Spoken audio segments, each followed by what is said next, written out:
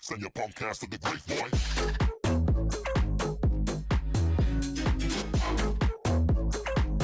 Send your punk ass to the grave, boy.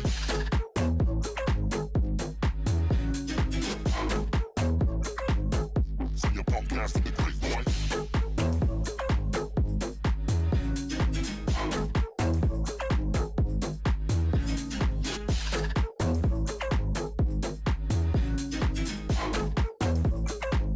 Send your punk ass to the grave.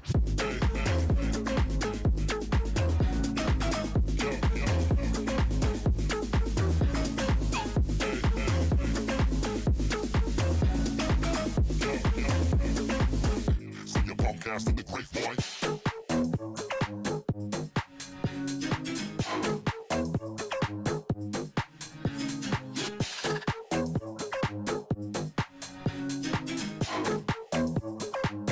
Send your punk ass to the grave.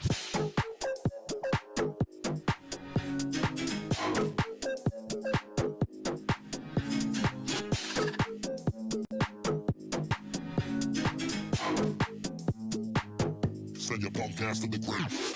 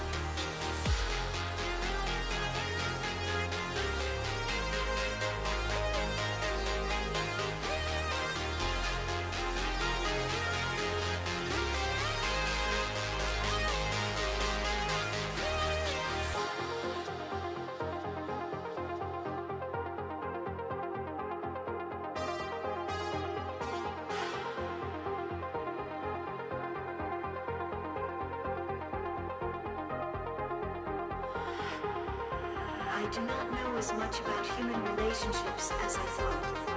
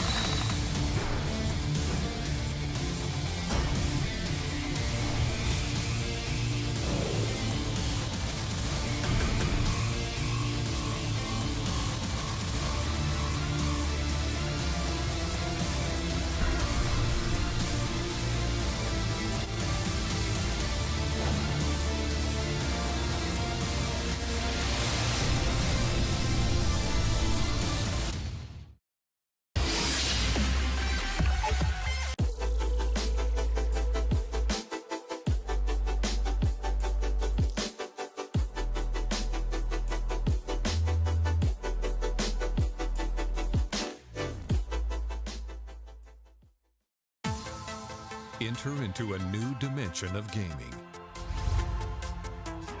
and unlock your gaming experience. Powerful and portable, with uncompromised graphics performance. The way you play will never be the same.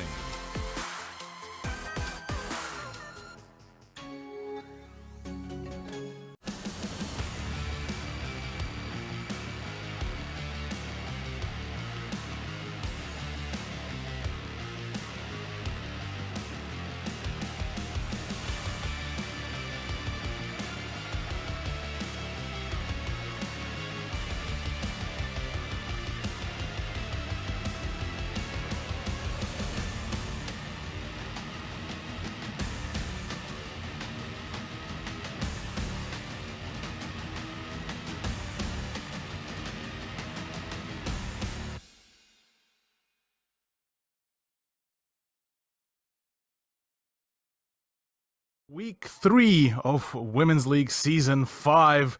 My name is the Russian Cthulhu. I'm joined once again today by Proto.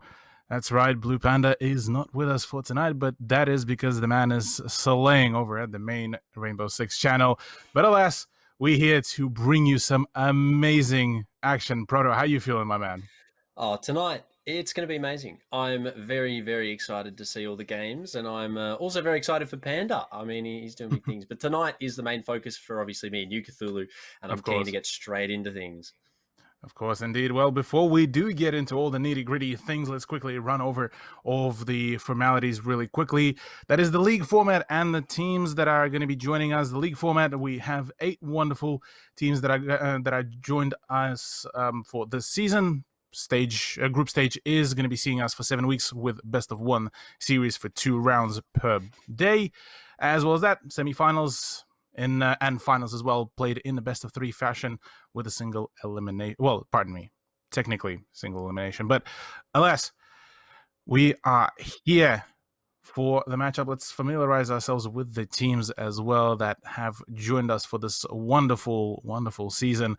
Wrens, Quacked, Viking Army, Grumpy Grapes, Team Skyfire, Radical Rebels, Fallen Angels, and Silex Angels as well.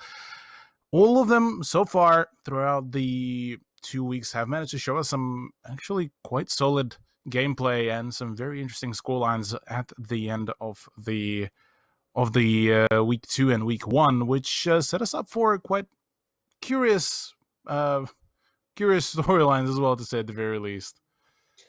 I mean, look, after the first couple of weeks, we've seen Quacked sort of step away and start making some moves. We've seen Skyfire doing really well. I mean, all the teams have also been really well. Let's have a quick look at the standings, though. I mean, first, obviously, as I said, Quack's been making their moves to that top spot. Skyfire following things up on second. Wren's third and Fallen Angels fourth. And Grumpy, Viking, Radical, and Silex still fighting it out to maybe possibly take away that fourth spot place tonight.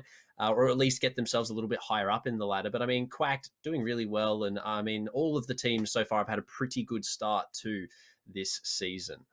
100%. Yeah, look, even teams like Grumpy Grapes were able to finally run away with from the bottom of the leaderboard and skyrocket themselves up on the 5th place, which was actually a very formidable performance from them. And I do believe we've seen them in week 2 with how they've really performed, and just the way how they've played was an absolutely phenomenal set of victories for them. But without further ado, let's also delve into the schedule for tonight, because tonight is packed with some amazing matches. First up on our main channel, we are going to be seeing Fallen Angels battling it out against Silex Angels, and then we shall be following Fallen Angels to now play against also Radical Rebels. So apart from that, the rest of the matches are looking also quite stacked as well. I'm a little bit upset that I'm not able to watch the Skyfire VA game. That would have been very interesting, as well as the Quacked game against Rebels. But nonetheless, we are going to be enjoying our games here tonight. I'm very interested to see how FA perform against Silex, and then as well against Radical. I mean, Radical are going to have a pretty big game to start them off, going up against top of the leaderboard first up. So we're going to see if, going up against Quack really warms them up for that second match, or it's going to tire them out. It's going to be one or the other. But a lot of interesting matchups tonight, and I'm very interested to see how all the games play out on the main channel here as well as the B channel. Indeed. Well, let's get straight to our matchup number one.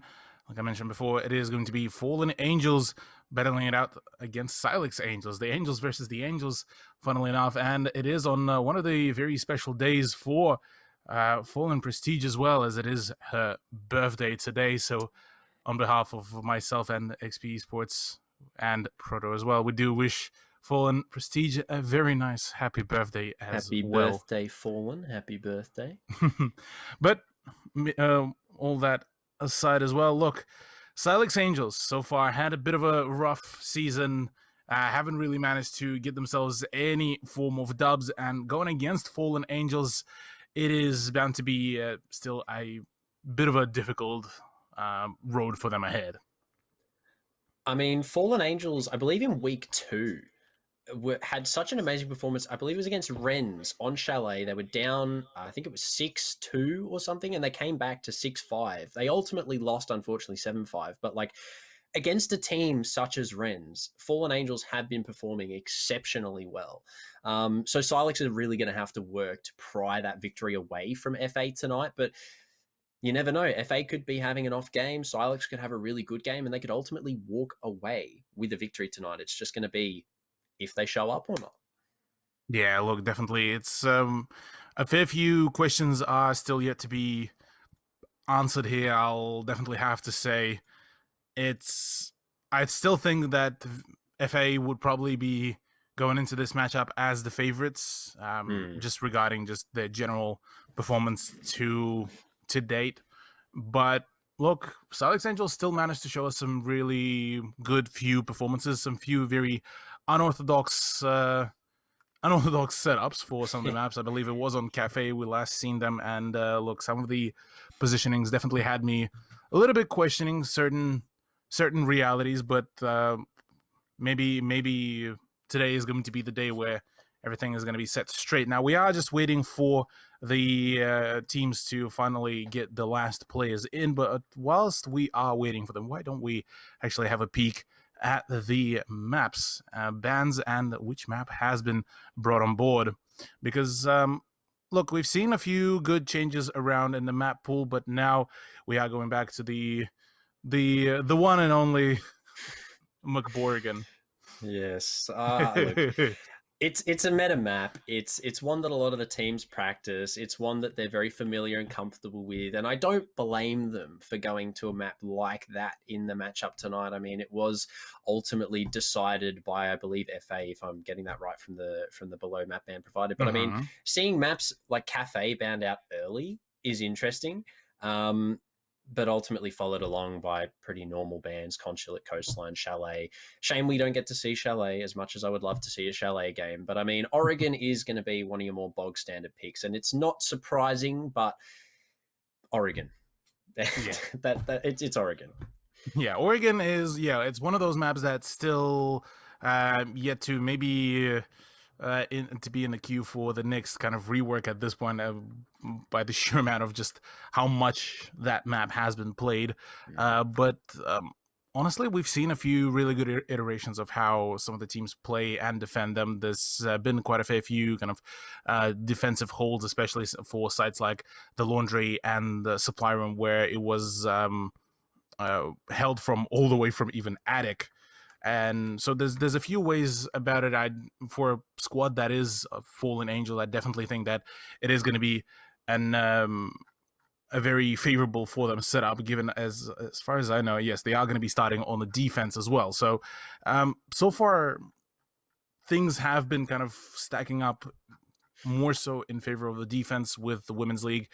For attack, quite a fair few rosters are still struggling with with how to perform on attack. So at this point, maybe it is going to be a question of how many points will both teams be able to accumulate on the defense, maybe. I think the issue that we're seeing with attack for most teams is a lot of them have just had a major switch up. We've seen a lot of them sort of disband and sort of create these new stacks like Elevate Are No More. A lot of those players have gone to teams like we've seen Skyfire. We've got a couple of them in Wrens. We've got a couple of them in Quacked even, I believe. So like a lot of them have had this switch up, which is going to just throw everything out of the loop. You know, you've been practicing for so long with one team and then you've got to practice again with a brand new team. Maybe that's why we're seeing attack is that little bit harder, because you've got to have a little bit more of that chemistry together and you've got to have a little bit more of the whole sort of just aura. You got to know what you want to do on attack, as opposed to defense. You can just sort of set up and wait, especially on a map like Oregon. Oregon is super easy to defend, especially with these SSG style strategies that are coming out from a lot of the teams that you mentioned just before. And it is really hard to clear out a full 3 floors in only 3 minutes.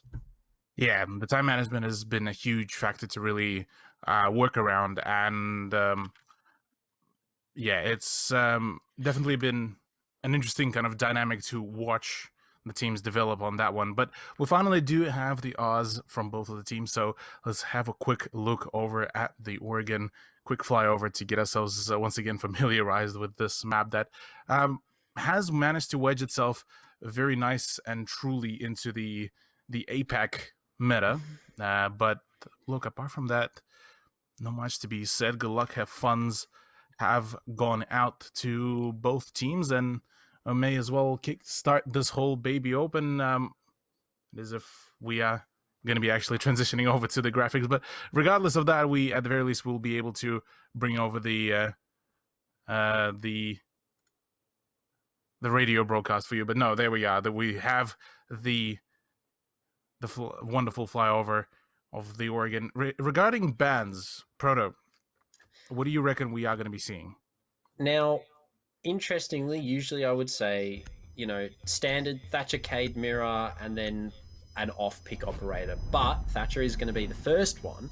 However, as I was saying, now that Flores is available on a map like Oregon, downstairs and even meeting become super, super choice sites where Flores could be really, really impactful. However, not a lot of the teams have actually been playing this operator, but there we go. As I said, Flores is going to be banned out. So there you go. I mean, I'm surprised that I called that, to be honest, but I mean, Flores, I'd imagine going to be followed up by the Mirror, and then possibly that is going to be the Cade, and then the Mirror as well, I'd imagine. Pretty standard. But the Flores, I think, is going to become more of a standard ban on Oregon. Yeah, look, the Flores ban is definitely an interesting one. Just seeing as how much he already started changing the meta, how much he helps clearing out certain positions, and with him out of the equation, well, we're back to pretty much last season's meta at this point. Cade and Mira to be outed from the equation is yet another thing to really worth mentioning. And at this point, really, it is a bit of a interesting setup, really, because, well, yeah, Thatcher is out of the equation, Flores is out of the equation as well, but usually that Flores ban is being reserved for something like a hard breacher, maybe as another target ban, and with that no longer being in place, this should be allowing a very plentiful amount of operator pick for the attack, I feel. I mean, in that place, we've usually seen Habanas, we've seen Aces, I mean, Maverick sometimes I've seen be banned on Oregon. But now with the Flores obviously being banned, all of that hard breach ability is going to be on the board for the attackers to mess with, which means that ultimately they're going to have a lot more choices. I think in sort of terms of what they want to do, starting things off on the bottom floor, though, even with those hard breaches, the only real walls that pose a threat into the bomb site that sort of gain you much control is going to be that elbow wall, which FA look like they want to hold on to with the operators that they have. I mean, they have the Malusi, they have the Jaeger, they have the Castle, they have that shotgun on mute in the hands of Lee to play close. They really look like they're holding on to this position.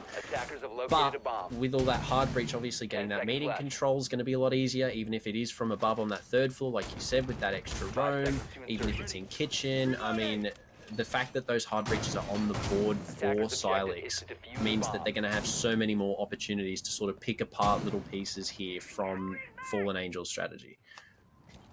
Indeed. Well, we already do see majority spawn over at the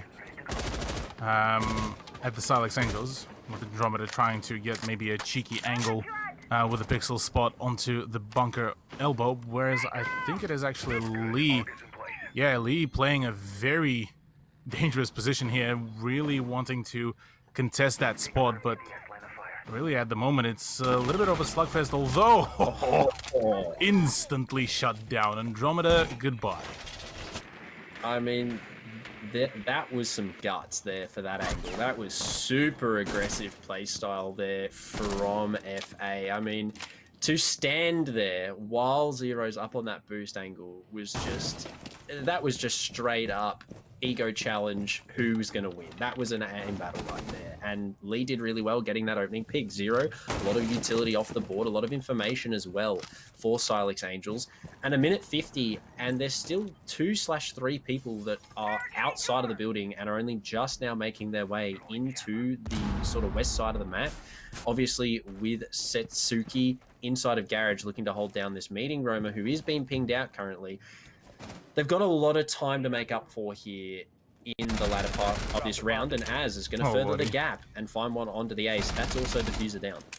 The issue right now that is plaguing Silex Angels is the fact how disconnected they all are playing. Because you look at, Peachy and I believe it was, Oats trying to play together, but apart from that, the rest of the team was going for those solo peaks that are getting continuously punished just with the sheer fact of how just coordinated FA are. And just like that, sorry, I nearly said Faz. Az is the one that is able to just manage to pick up another frag, and right now it's all being picked apart. Just Silex Angels not really looking too particularly confident here.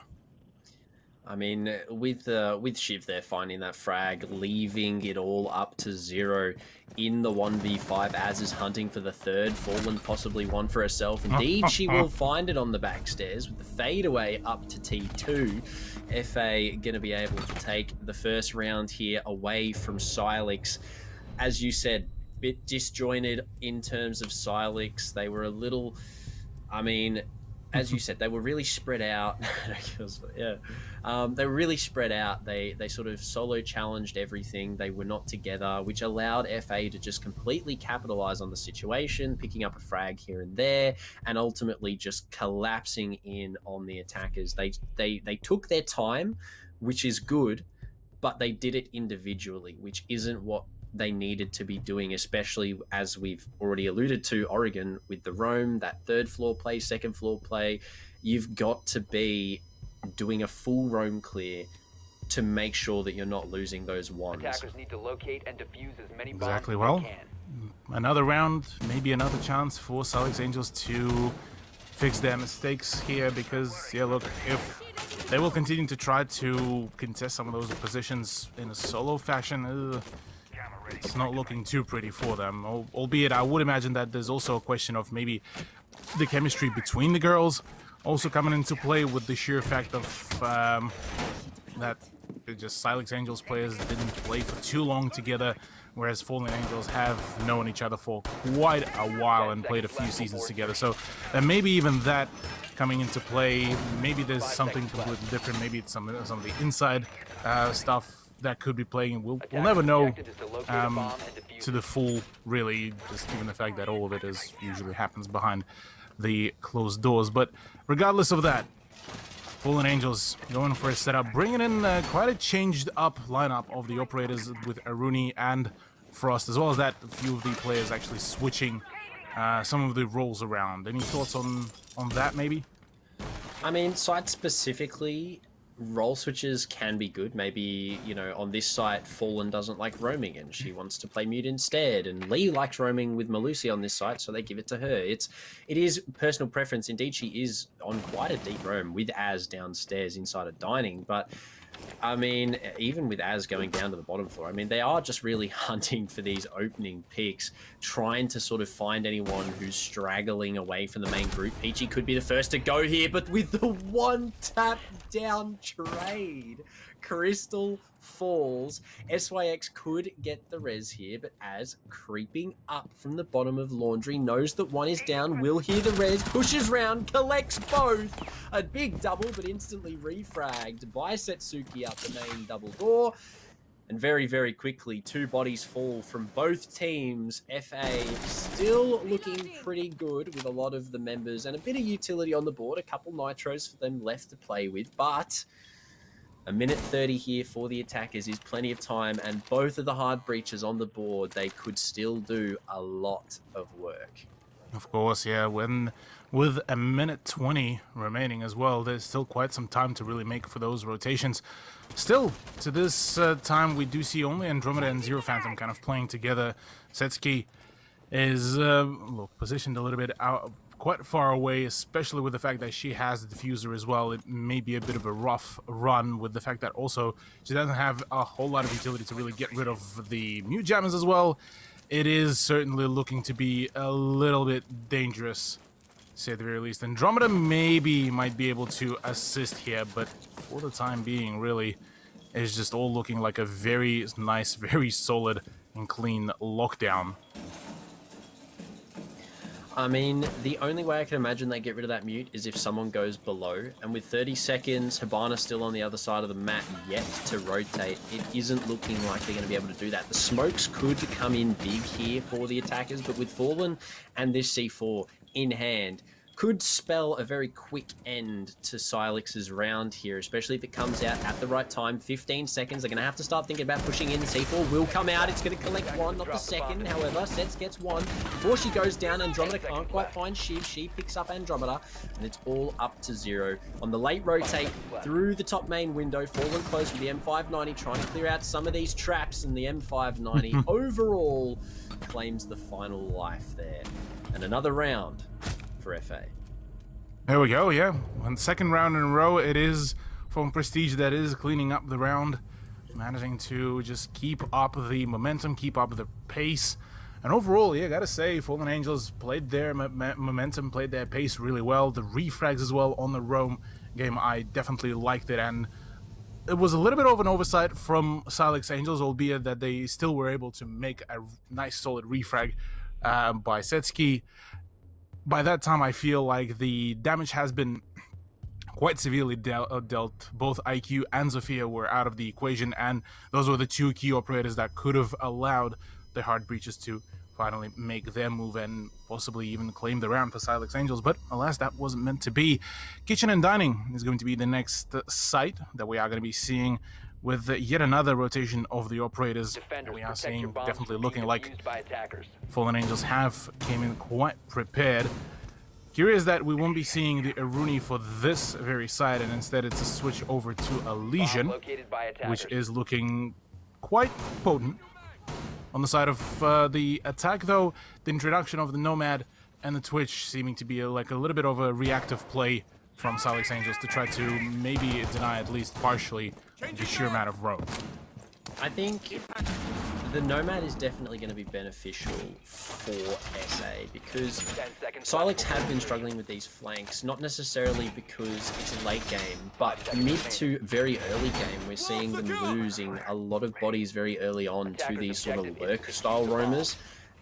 I think the Nomad is going to do a better job of cutting off anyone trying to sneak up on them than the Gridlock was doing, because Gridlocks, they don't give off as much as an audible presence as a Nomad charge does, and it doesn't completely incapacitate. So it's a good switch up for Silex, but the addition of this Twitch as well, I mean, we've got both now Twitch and Zofia on the board, which means they're going to be looking to clear out this utility. It's going to be whether or not Peachy can actually get her Twitch drones in, because we do see Fallen Angels bringing that mute pretty religiously across these rounds that we've seen them play so far. So a good bit of information play for the attackers, but very, very standard information denial for the defenders. So it's going to come down to the utility war here. 100%. Yeah, look, already at the very least, we are seeing changes in the play. We do see some much more coordinated push, some much more coordinated play, as right now in the position to actually deny quite a fair bit of pushing power here, because the moment she goes prone, should be able to locate the defender or the attackers. There's one, there's the, at the very least, it's a down onto Peach, and that could be actually huge. But right now there's also a push by Oates up on the armory stairs, and right now if Fallen Angels will be able to read into this play, Fallen might just have her hands full here. Oh no, the timing! Oh, the chalkboard. Almost out here saving lives, but unfortunately Fallen will fall to Oates. Might be the birthday girl, but you're not going to have any slack cut for you in a competitive match. Crystal looking to try and find this pick. Can't quite find the head of Andromeda. Will get the down and the confirm, however. Immediately refragged by Oates, though. Shiv falls 1-for-1 trade here, as losing a lot of her own HP. Crystal as well. Some shots from Oates here. Can't quite connect onto the head of that defender. With Lee still having control of Bathroom and a minute still left here for Fallen Angels. A lot of HP lost, though. I mean, almost a suicide there from Az. If that impact had landed, Oates is going to fall in the knife midair for some style points. A triple for Az. It's all up to 0. Yeah, look, Zero Phantom trying to make it work and actually does manage to line up a nice crisp headshot onto Crystal, but right now she either needs to go in for the frags or needs to go and retrieve the diffuser, and it seems like the prompt for that is going to be coming in to grab the diffuser, although not a whole lot of time, so possible just time constraint is going to be an issue.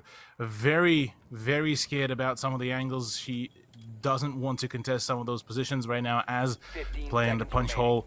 Lee playing just just on the brink of being outside of the dining hall. And Zero Phantom, look, yeah, sprinting, shift Wing, trying to make it work, but right now about to be met with, some presence right now, and actually just runs out of time.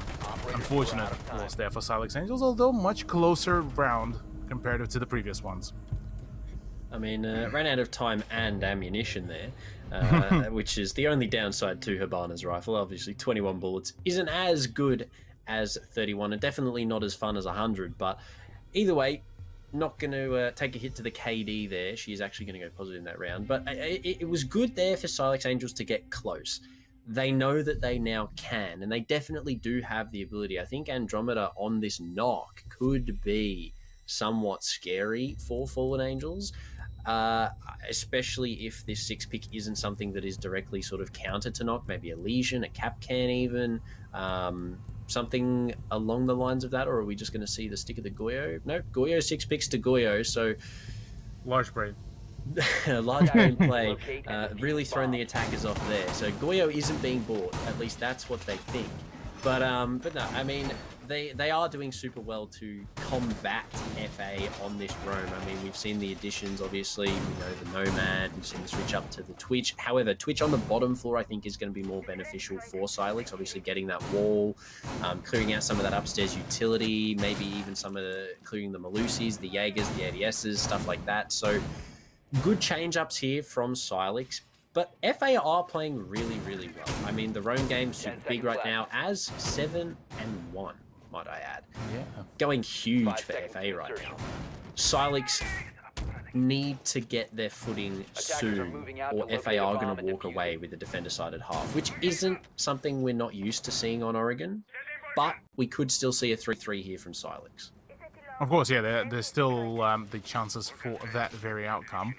And definitely, I have to agree, the Nook pick should be able to bring some really good progress to the push, because we've seen a few times Fallen Prestige and some of the other FA players had a few struggles with the with just the awareness of where the push may be happening. So possibly this is where Silex Angels could really catch them off guard. But right now, like even on those 1v1 engagements right now, as about to run into Oates, was been quite religiously playing the Zofia, and Oates just, I believe, misses out on that gunfight, gets a little bit spooked on that position, but doesn't actually let the M762 rip it, but goes into the gunfight, and it has to just instantly delete her out of the equation here. So look, overall already things are looking quite positive. Oh, mommy. Whoa.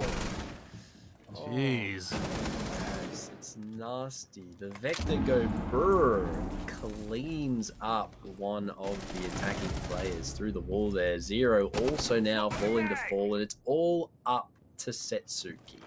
On the ace, nothing but a hope. 100 HP, AK-12 in hand. It's just going to send it to the site. It's going to get Crystal on the back stairs here. Needs to clear pillar and make it into the bomb site to get the diffuser down. Going to be met with Lee, though, soon, I'd imagine, in an altercation here outside of E-Box.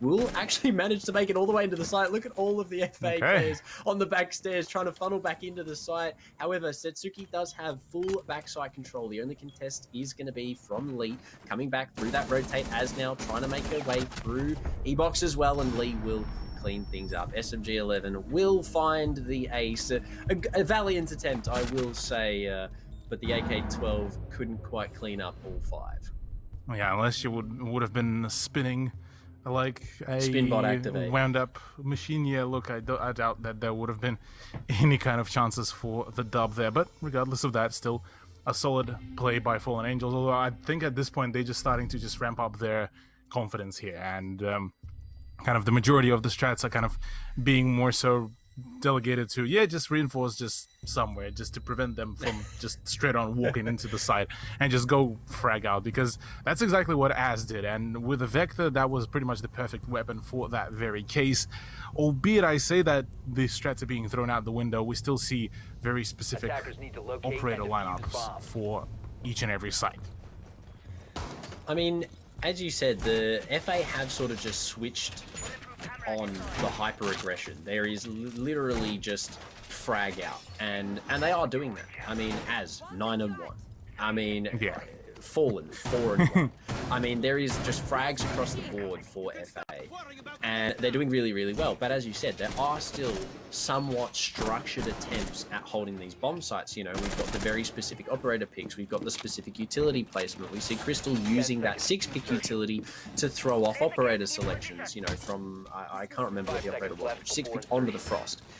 I mean, it is really good to see FA using all of the utility across the spectrum. I'm talking 6-picks, I'm talking operator individual utility, and then I'm just talking people utility, how the girls are playing individually. As I said, frags on the board, win rounds, 4-0, it shows. FA with the hyper aggression have been doing really, really well, and Silex are struggling to combat against it. Fallen could find an early pick here through the main door if she's lucky, possibly one even in the garage here, where we have seen Oat sort of residing very early round for about 30 seconds, just looking for any sort of meeting flanks, I'd imagine, really. Fallen's going to be playing close by. It's going to be Setsuki here, though, joining herself in. And I mean, if Silex can pick up that FA have these super aggressive roams, we could be on for a rush round here from the Silex Angels. That could possibly be the case, really. I mean, they already managed to make way into the master bedroom and take control of it, albeit without clearing out the ground floor. And right now, as Offside does manage to claim a frag, which is a huge one as well. That is Zero Phantom. That is all of the presence on the north side now completely negated. So if Fallen Angels can read into that kind of play, this is going to be a very interesting defense round, because they're just about to check all of those positions, about to maybe go into a swing onto Setsuki, pardon me, and look, there's the swing comes around. Setsuki actually does come out victorious in that play and able to retrieve the diffuser. So overall, a solid start, albeit it's still a 4v4. Az is super hungry for these frags. She hears possibly 2 players. She's going to find one with a lovely headshot. Oates, however, though, at the top of main, is going to be able to find one for herself. But with diffuser in her gaze, Andromeda is going to be the one to try and take it away from her at the bottom of main. She knows that Az is possibly close by, but she's actually going to have pushed all the way down. I think she's possibly just looking for the shot through the floor here to try and get a frag. Shiv will find Oates. The diffuser will not be retrieved by Andromeda, who actually made it all the way down, but decided to just give it up. And instead, they're going to try and attempt to go into the side. Peachy's going to get taken down by Shiv, and it's all up to the Sledge. A 1v3, doable with 35 seconds. The L8, also an amazing rifle, but with diffuser in the hands of Az, it's going to be relatively hard to pull off here for the Sledge play. Obviously, Andromeda has a lot of work to do in 20 seconds, but I mean, FA are looking pretty good to close out their 5th round. Yeah, look, we've been saying that, yeah, it's workable, it's doable, but in the current scenario, in the current situation, with swings like that from Lee, there's borderline no chance really here for Alex Angels to pick up a clutch, which is quite unfortunate. But look, for Fallen Angels, this means that they are not only going to be scoring themselves a nice possible set of points, but they're also doubling down and getting themselves even bigger round differential to push themselves further on the leaderboard once it does get down to the tiebreakers, and I'm sure there will be plenty of those. But look, yeah, right now, round 6, 5-0 scoreline. Silex Angels, they had a few good openers, they had a few good setups, but they still seeming to be expecting just only a single person on a roam, and this is exactly what's been punishing them, as on that roam refrag, done an absolutely stunning job, gotta say. As has been doing astronomically on the roam.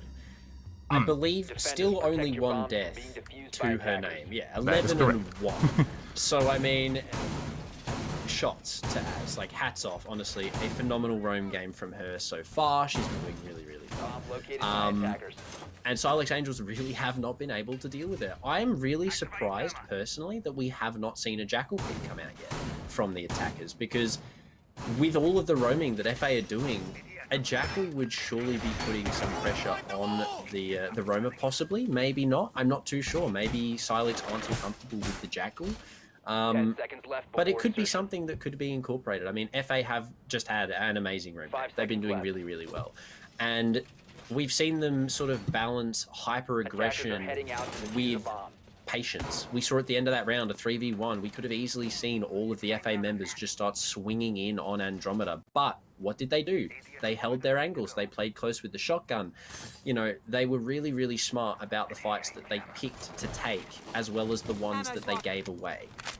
And I mean, really well done by FA. We saw, obviously, the final swing there from Lee picking up the frag. There's your hyper-aggression, but they're doing really well to balance it. And Silex are having a genuinely hard time dealing with it. But they are sort of starting to figure it out a little bit, and they're getting a lot closer to winning some of these rounds. If they can even get one on the board, we could see them take a little amount of rounds away on the defense easier than they would have in a 6-0. But Peachy's going to start things off with handing Az her second death. Here we go, a very nice aggressive push is right then and there. Fantastic, though, prone play by Fallen is going to be shutting down Peachy there. Very unfortunate turnout, albeit very nice engagement overall, but about to have a whole lot of issues with another sideline opened up. It's a full-on hunt for the Red October, but C4 does claim Andromeda. Fantastic play. Setsky goes in for the swing, catches Fallen finally off guard, but already so much damage being dealt. Shift Potato as well in the kids' dorms, just dishing out mad amount of punishment. And right now, Silex Angels, look, they are doing their best, but look, it's still a bit of a struggle. But I'll probably talk about the whole Jackal situation maybe during our intermission, because you did raise a very solid point here overall. Yeah, look, it is an interesting point. But as you said, we'll talk about it soon. Setsuki taking a lot of damage there from Shiv in that altercation that we did catch just before there. But a minute left. Silex still have some time to work with here. Lee getting aggressive on the smoke, though, could cause a bit of an issue here for Habana. Zero trying to hold down the white rotate, possibly to try and pick up any supporting players going to help Shiv upstairs. But I think FA have sort of set this up so that even if Shiv dies, she's really just playing for her life up there, and that is ultimately the goal. Do as much damage as you can. If you die, you die. And it looks like that is going to be what the choice is, but it doesn't matter. Shiv's going to find her second kill in this round. Zero, I don't think she realizes that Lee is right there, and because it's a Goyo shield, Lee hasn't actually seen Zero either through the Vulcan canister on the back of that deployable. Zero's going to possibly look to try and find the refrag onto Shiv upstairs, or at least retrieve the diffuser or hold for a frag. She's got a hope to hold on to here at the top of white, 15 but seconds remaining. with the time ticking away, and you can't pick up the diffuser just by walking over it, unless that wasn't the play that she was going for, and Shiv isn't going to be able to claim that frag. Zero will find it with 5 seconds left. Even if she picks the diffuser up and sends it, she's not even going to get anywhere close to the bomb site. Operators, And a you have 6-0 right half time. here for FA. Quite an unfortunate turnout for Silex Angels at the end of that round. 6-0 scoreline. Definitely has to be a little bit rough there for SA, but it is what it is. Still, at the very least, some good learning experience for them. But yeah, regarding the whole operator pick side, it's a Jackal would have been good, and trading out maybe one of the even hard breaches. Say you keep Nomad, you keep Sledge, Zafia, then bring in the Jackal, and you got the and then a Hibana. Then you all sorted because you're covering all your bases. You got your soft breacher, you have your hard breacher. Finally, we do see that very change, and but this time it is obviously in hands of Fallen Angels instead. But this is the kind of lineup that I would have been expecting from Silex Angels, say on round 3, once they've started realizing that, hey, that roam game is an issue. Oh, from the get-go, I mean, Silex were ultimately struggling with the FA roam. And the fact that the Jackal wasn't bought was interesting, but possibly it's not an operator they were comfortable with. Maybe it's something they weren't happy with bringing. I mean, it could be a lot of things, really, but FA are definitely comfortable with Jackal. And indeed, they will be bringing Jackal on the board. We do see Fallen here, birthday girl, bringing out the Spaniard operator, going to find some footprints for the attackers. That is if Silex even choose to roam. We don't see that much of an SSG strat. We see all of the hatches being sort of set up, reinforced.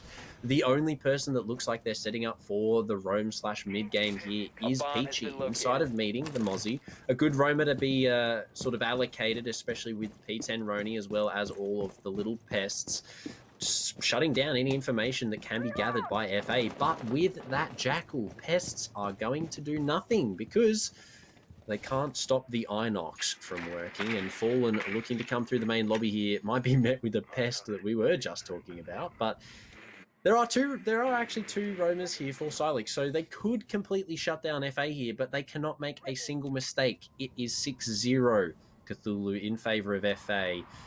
There are no mistakes allowed here for this defense. Not at all. Yeah, look, it's definitely going to be quite a rough one, even just in mental game right now, seeing as look, it's a rough time out here. Grenade does fly in. Setsuki just gets absolutely sent straight through the breach hole, and just like that, the elbow has been all completely cleared out. It's definitely an alarming moment here, given the fact that that's one of the big stronghold positions that have been now completely taken away. Oates, meanwhile, is being hunted here. Both Fallen and Shift Potato are the ones to try to essentially just hold off the roamers and leave the site only to the two defenders to hold off, because right now it's an absolute onslaught that is happening, and I'm not too sure if Silex Angels do have any way to really make a response here. I mean, they definitely have a lot of utility. They still have at least 2 C4s possible on the board, but with Lee getting this bomb down and smoke already removed, we could see the swing from Andromeda here to shut it down completely, but Crystal on the cross is going to find 2, a triple for herself. Lee finds one onto Andromeda as well, and it's all up to Peachy, who's going to find one onto Fallen. Now needs to make her way downstairs into the freezer. She has to retake from here. She does not have the time. 30 seconds. She needs 4 more for the ace and the clutch. Gonna hit the reload. The prone isn't dead just yet, but finally Lee finishing things off. FA, a dominant 7-0 performance. Not a single round for the Silex Angels. Exactly, a phenomenal performance for them. Good start for the play day as well. Fallen Angels sorting themselves out with a solid play, solid round advantage as well in the leaderboard, and just like that, look, 11 frags for Az, 11-2, Fallen with a 6-4, Shift Potato with a 7. It's all looking very nice, very solid. A bit of a quiet game in the Silex Angels camp, but maybe in the future they will be able to make a return for us here. Alas, look, we still have one more matchup on the main channel to come around. It's definitely been an interesting turnout, to say the very least, on Oregon. Not the one that I was probably expecting, seeing as Silex Angels did manage to show us some interesting setups previously on maps like Cafe Dostoevsky, but not today, it seems. But we still have Radical Rebels versus Fallen Angels. And with that said, we shall be going back after just a short break to get things set up. So take it easy, get some popcorn. We'll see you in a bit.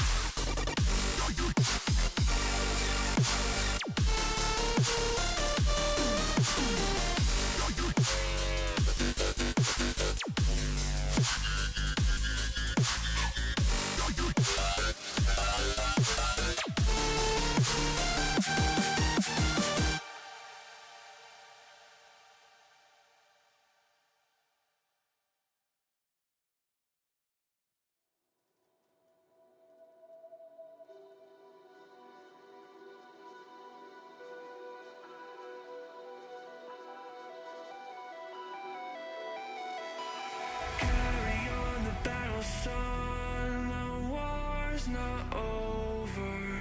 The dawn's not that far away. Hop back on the saddle soon. You saw this soldier. The dark can consume your brain. 10 seconds left. 5 seconds to go. Attackers are moving to defuse a bomb.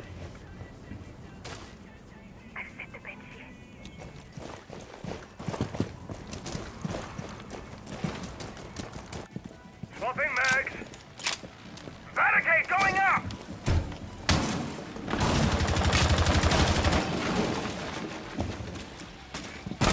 Reload! AT is active in this sector.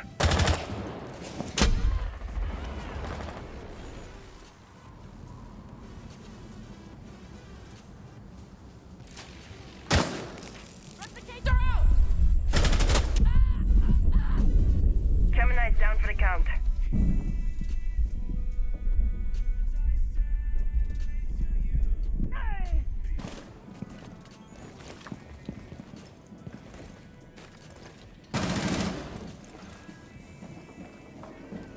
Throwing frag grenade.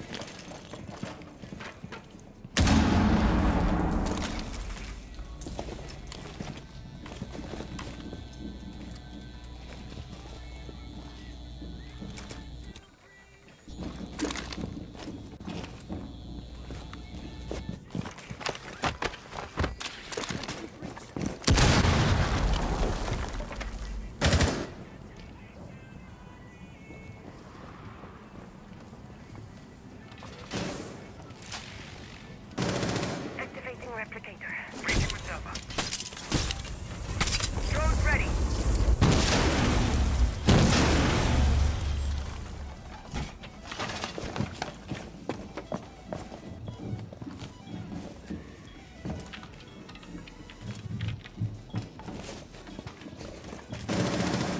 A really big fucking hole coming right up!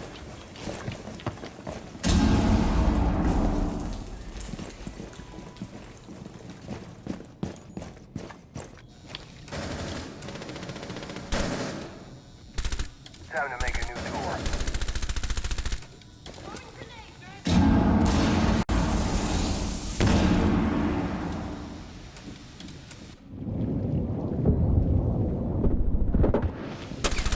Changing max. Clear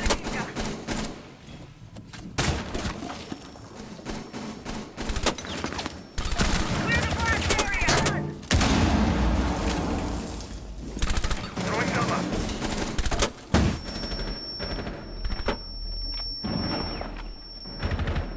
15 seconds remaining. Changing mag! 10 seconds to go. 5 seconds remaining. Attackers have dropped the bomb diffuser. Operators, you are out of time.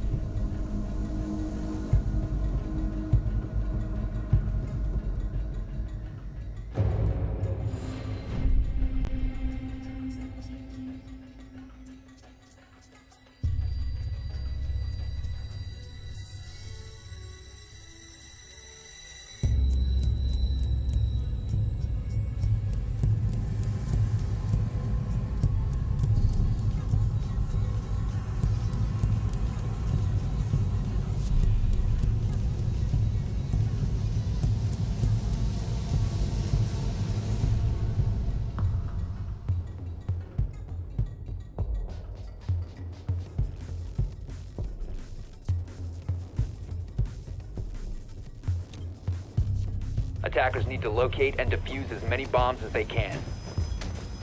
I'm on guard. I will watch over us. Perimeter defense online. You can stop worrying about grenades now. You can stop worrying about grenades now.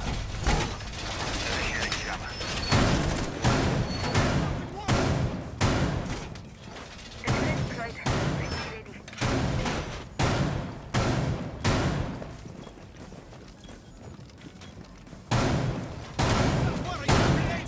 10 seconds left. 5 seconds to insertion. Attacker's objective is to locate a bomb and defuse it.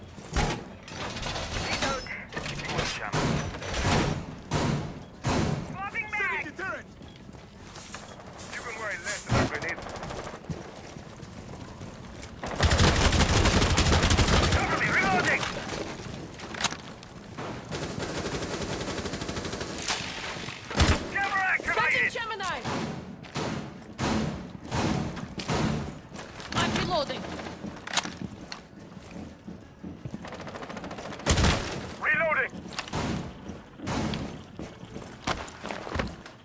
Charger ready.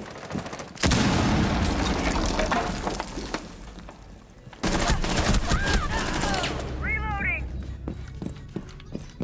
Watch for the blast.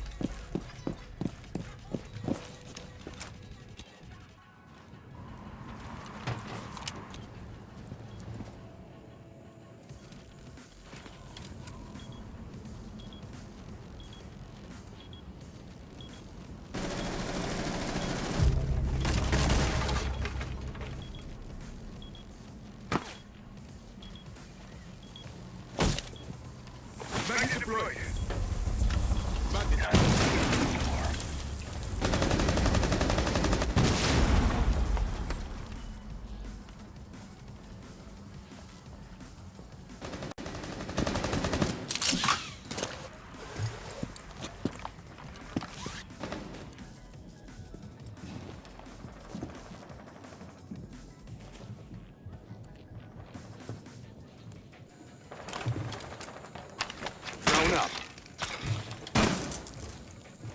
Attackers have located a bomb.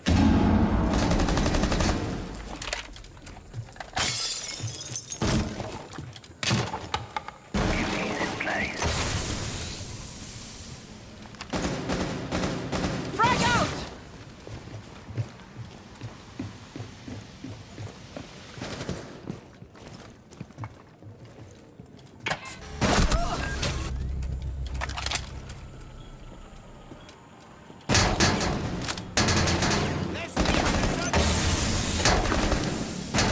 Drop the bomb diffuser.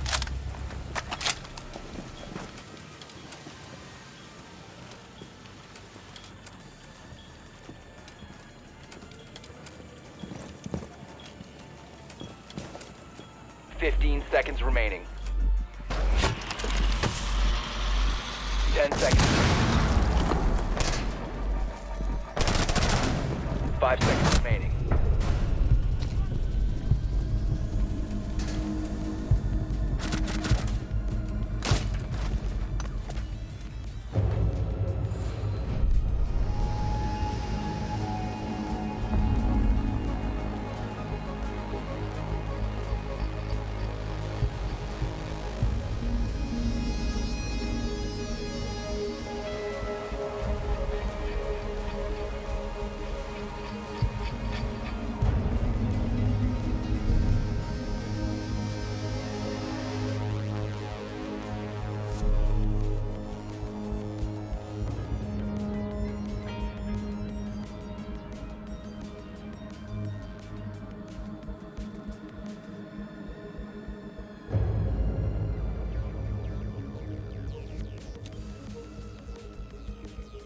Defenders, protect your bombs from being defused by attackers.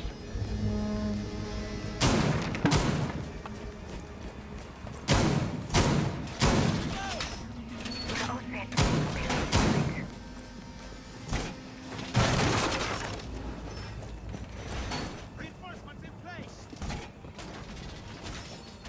Camera ready to stop worrying about grenades now. Stop worrying about grenades now. Activating jammer. 10 seconds to go.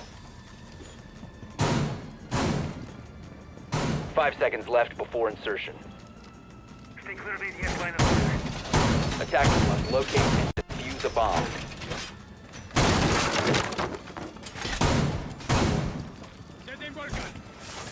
Reservoir going on is ready.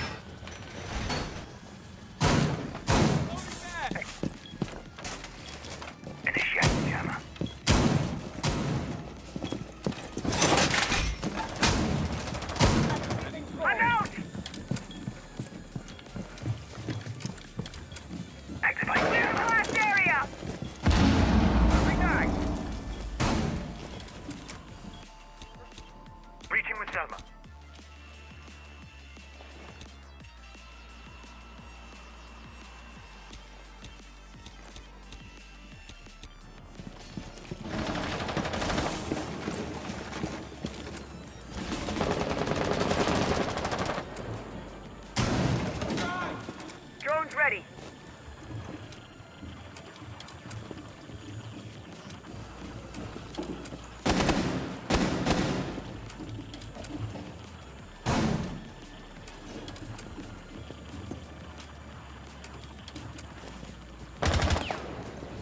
Reloading!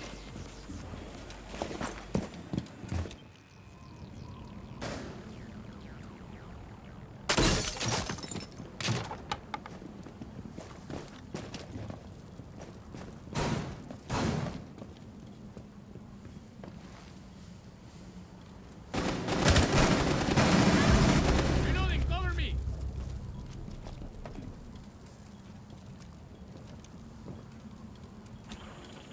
Setting a sequential breach.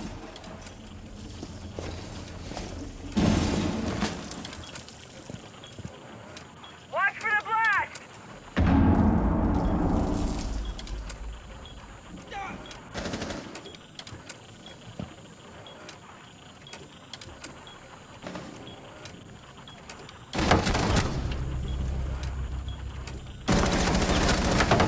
Swapping mags!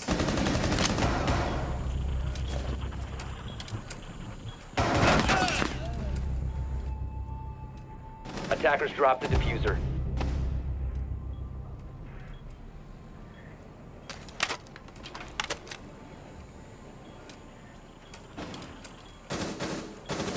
Cover me, reloading!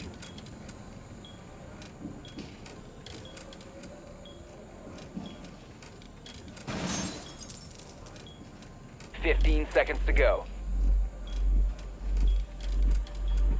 10 seconds left. Attackers have located a bomb. 5 seconds remaining.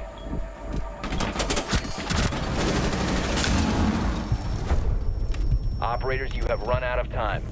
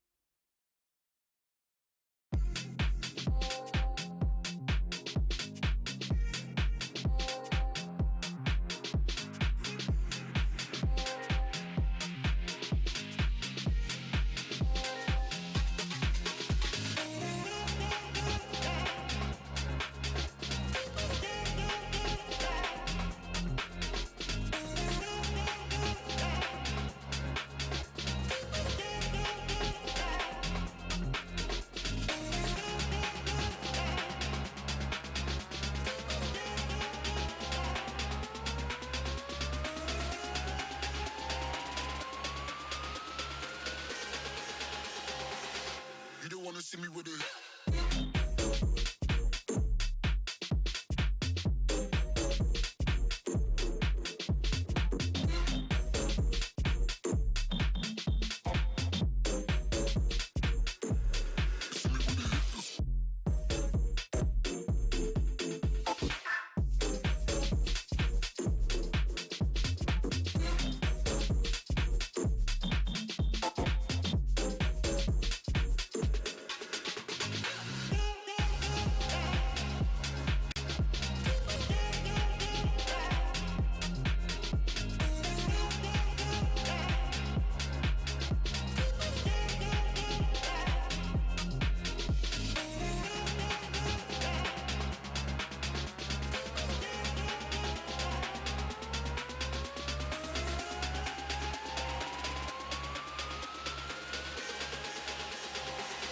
You don't wanna see me with it.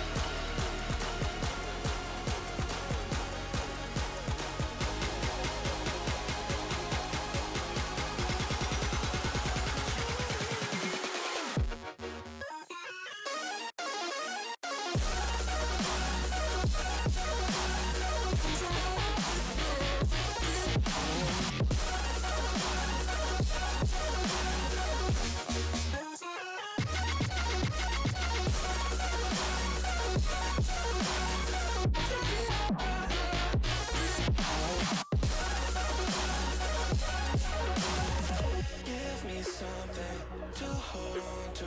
I can't help how I think about you. You've moved on like I'm about to. Cause you don't really mean that.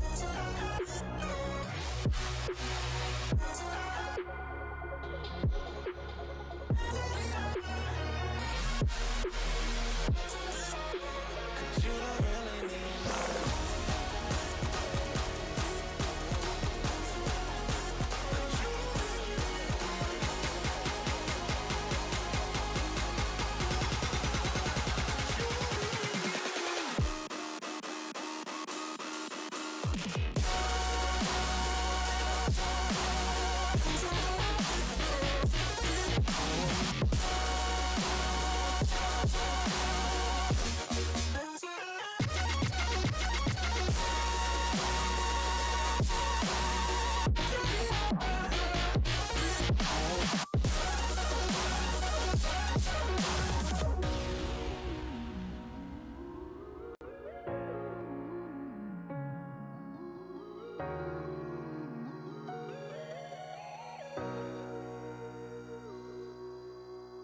Give me something to hold on. I can't help but think about you. You've moved on like I'm about to. Cause you don't really need my love.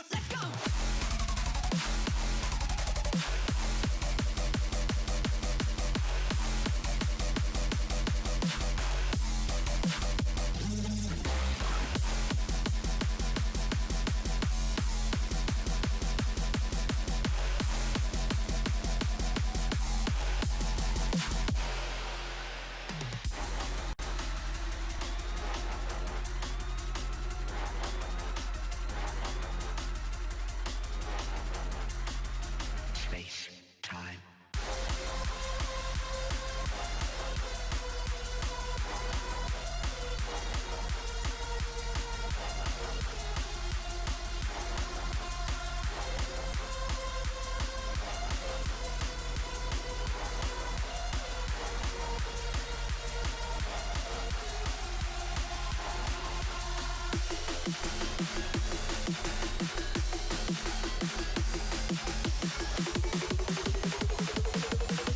We are nerds.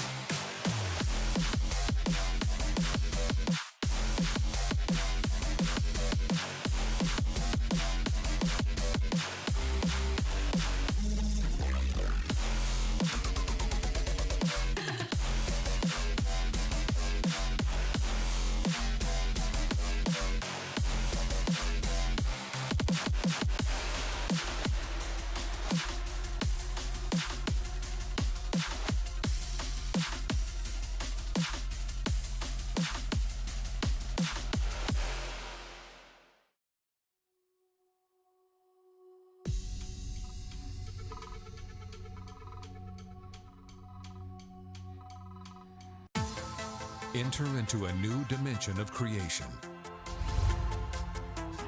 The power to design, animate, and edit. Cool and quiet as you create, with breathtaking graphics performance. The way you create will never be the same.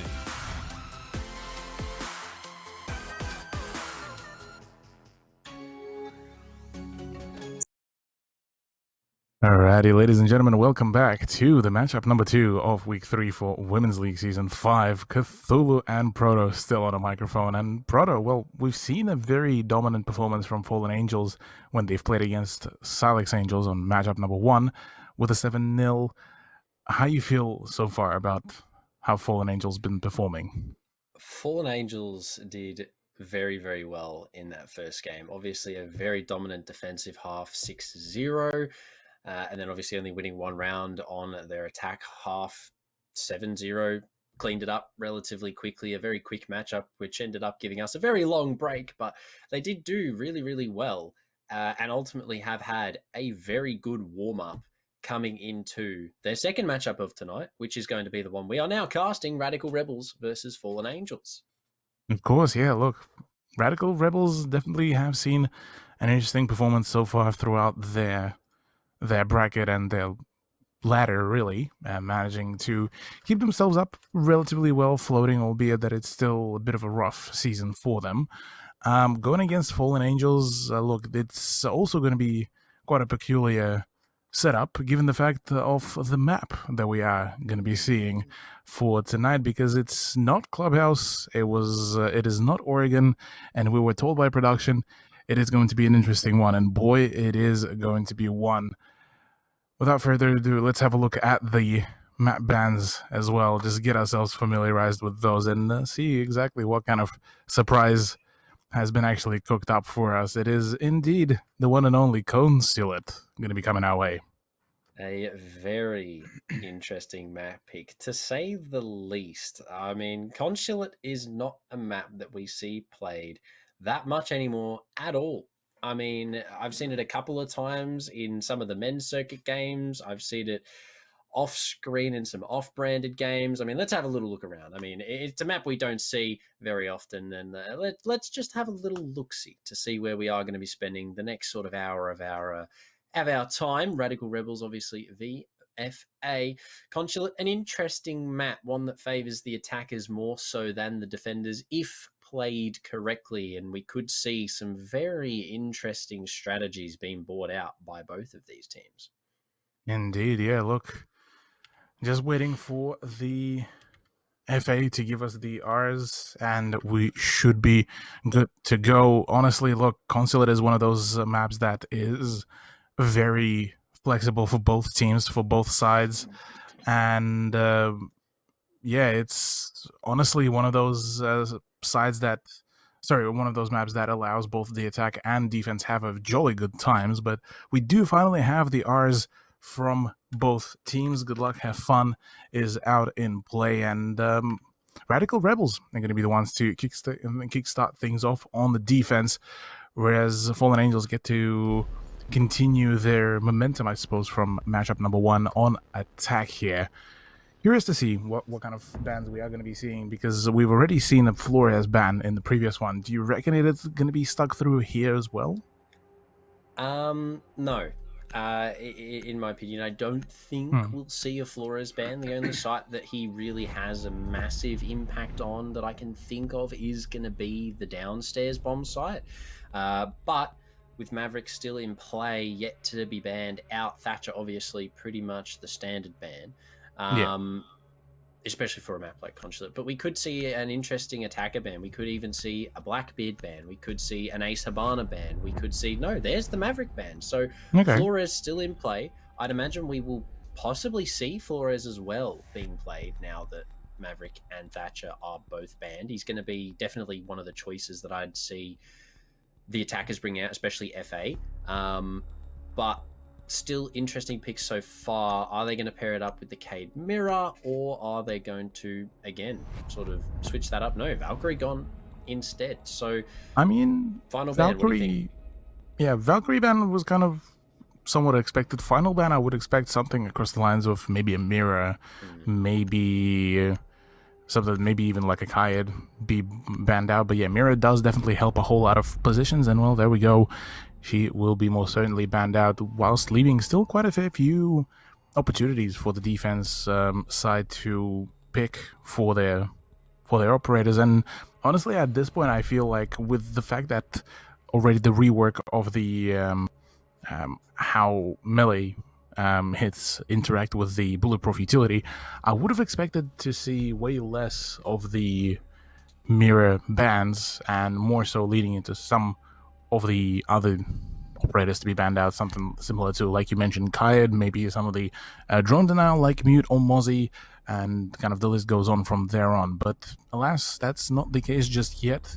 Flores, straight off the bat, ticked off to bring him on board, funnily enough, as a replacement for IQ, which is kind of telling kind of what some of the teams are looking at him for, like for what kind of applications, I suppose, one way to really call it, because yeah, the Retero drones, or how the community end up calling them, kind of the Sieges, RCXDs, definitely they make it much easier to push on through certain choke points.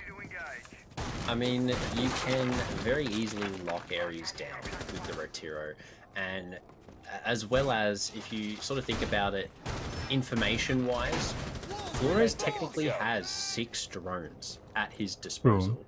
He's got 2 normal drones and 4 of these Rotero RCXDs. Now, yes, they may explode after a period of 6 to 7 seconds. However, you can still use that for as much information in the world. And then at the end, you can just sort of, mouse 1, thanks for coming, drones cleared out, and you get some utility as well as information. So Flores is a super good utility operator as well as an information operator, and can easily replace these Maverick Thatcher picks, which are banned out in this matchup, both of which are banned out in this matchup. So it's going to be interesting to see how Flores is utilized here by FA starting things off, and how Radical Rebels are going to deal with this issue. Mystique could start things off with a couple of big frags here if she chooses to run out, which she could. Allura upstairs inside of the admin office. The nade, though, from Butt all the way deep, going to find the first frag in favor of FA. And that is a pretty good start, getting a Roma off the board. Indeed, another kill for Butt will be claiming Mystique as well, and that is the whole of the roaming game from Radical Rebels now completely cleared out. The remaining 3 players, Aussie Ash, Izumi, and Zero Prince, will try to hold on their position for as long as possible, but there's already the first Rotero drone, second one going in, and that, speaking of clearing out the utility, clearing out the positions, this is, I feel, where the big, huge play is going to be coming around, although I believe actually the second one didn't explode just due to the pest actually taking over from there. I think if the Radical Rebels sort of cotton on to the fact that FA are going to be running this floor res, I think they deliberately banned out Maverick for this choice. But actually on the entry, he's going to find a triple here. Could be on for some more. The quad, possibly the first ace for tonight. The Z ping on the last. Indeed, she will, but on the money, finds a big 5 frags and quite fairly so, cuts me straight off. Deserved for the ace. Very well done. And Fallen Angels continue that momentum. 8 unanswered rounds so far in the last 2 games. But, I mean, as I was saying, Mozzie's a super good counter for those Rotero drones. And if Radical Rebels bring Mute Mozzie, we could see all of that utility sort of shut down. Yeah, look, definitely the Rotero drones, whilst I don't think they were the key to the success, they definitely made things a whole lot more, a whole lot easier with making the breaches, making the entries going, and just general kind of causing that extra chaos to keep the defense on their toes is definitely making things a whole lot smoother, even for the fragging side of the Fallen Angels. So with that said, oddly enough, Radical Rebels realized how painful that whole experience was, decided to fall back to the garage and cafeteria defense with the introduction of Tide, with the introduction of Maestro, and whilst I do like this lineup, I don't think it fully responds to that kind of, to the lineup that's so far been ran by Fallen Angels. And even, well, we talk about the utility, but I don't think there is any kind of solution against Butt, who just went absolutely ballistic in the first round and got herself already an ace. I mean, Butt is built different. I mean, straight in, L85 in hand, bang, bang, bang, bang, bang, bang. Thanks to the 5 kills and the free round. I'll be taking that. She did really well on the entry, you know, the Rotero drone forcing people out, but able to capitalize, finding the opener, finding subsequently every single kill after that as well. The nade was a good thing to start things off too. I mean, Alora really didn't have any chance to sort of do anything about that. There was no utility there for her to play off of. There was no ADS. There was nothing really there for her. But I mean, FA even now are doing so well, getting in, getting their control. They've already established their perimeter. They look like they know what they want to take. They look like they're putting a little bit more pressure on the backside here. Azumi could start things off with a big frag for defense. He's going to look away at just the wrong time, and but for her 6th, he's going to pick up a Zero Prince on the top floor. So, I mean, FA are doing really well clearing out these roamers in both of the games. The peaks coming out, Fallen and Azumi battling it out. No, as interjects and finishes off Azumi. I mean, 2 early frags here. Fallen Angels are really playing the game. Yeah, they are ripping into their competition at the moment. Look, it's a pleasure to watch how they perform, because even with Fallen's continuing those jiggle peaks, she managed to bait out the shots from Izumi, which allowed Ez to then full on going for the push and get the frag. So overall, like, even some of those micro plays, they are the ones that allow those kinds of openings. And you can see that each and one of the players is quite keen, quite able, and very much ready to frag out. I mean, Bud already shown us that, has shown us even throughout the previous matchup how much she's capable of, and right now claiming her double, looking very solid here, and doesn't look like there's much contention even planned really here against the Fallen Angels. I mean, fallen through the wall. No more bullet holes means that nice big holes are opened up now that are easier to see. A little bit of damage dealt there by Aussie, but not enough to ultimately claim a frag at all onto Fallen, and Butt just sends it. I mean, swings on round, picks up, I believe, her 7th so far in 2 rounds, might I add. Already 7-0. I mean, FA across these last 2 games have just... It is a dominant performance. It seems that on attack or defense, they know what they want to do. They're getting in, they're getting their control, they're taking what they need, and they're making it work. Subsequently getting their frag, subsequently opening up the site, getting the bomb down. I mean, FA have planted this game already, or were in the process of planting. I mean, but on the 6 pick there, Jackal as well now being bought. I mean, the roam game from RDC hasn't been anything sort of hectic, but the Jackal is going to help. And I mean, we already see RR going to the tertiary bomb site instead of attempting either of the sites being played prior to this. I'm not too sure if that's them maybe not feeling comfortable on the other 2 sites, or maybe this site is one of their better sites. I'm not sure, but an interesting pick going straight for the tertiary instead of going back to one of the openings. Yeah, I think it's more so for them to keep on trying to, at the very least, have the possibility of, you know, having continuous that rotation to at least try to keep Fallen Angels question where the next site will be, how the next lineup of the operators can be, and etc, etc. Because right now for Radical Rebels, they want as much advantage as possible, because the way how right now their opposition is just absolutely just plowing through all those rounds is, look, there's unfortunately no softer way to really describe it. It's just an absolute ground pound here. I mean, FA have just been doing amazingly in these last 2 games. I mean, as a raw fragging power, hats off to Az and both Buddha as well. I mean, Butt and Az have both been doing super well in the last 2 games. But right now, FA looking to make their way into the building. Oh, Fallen! Stop it! Zero Prince did not stand a chance, and Smoke goes down in the first 40 seconds. A GN from OBS there. Fallen didn't even know that Smoke was there. I don't even believe Zero Prince had even been droned. I mean, Fallen Angels right now, this is sport. Peak sport performance, ladies and gentlemen, from FA. They don't even need to see their enemy to shoot them. I mean, oh, look at this from a zoom. I like that. Way downstairs. This could definitely result in a kill for Radical Rebels to even here. They do spot the drone, but I mean, with an angle like this, if Radical Rebels can pull off stuff like this, oh no, just missed the jump in, Fallen, gets away with her life, and Azumi unfortunately missing that shot. I mean, if Radical Rebels keep up stuff like that, Fallen Angels could be in trouble. But with a minute 30 left, Butt has control of Spiral now, and the positioning from the attackers is good with top floor control here.